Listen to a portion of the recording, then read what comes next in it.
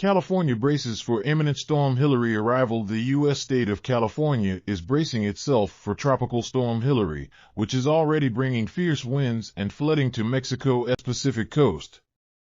It is lashing the Mexican state of Baja California with winds of 70 miles per hour, 119 kilometers h. One man died there trying to cross a stream in his car.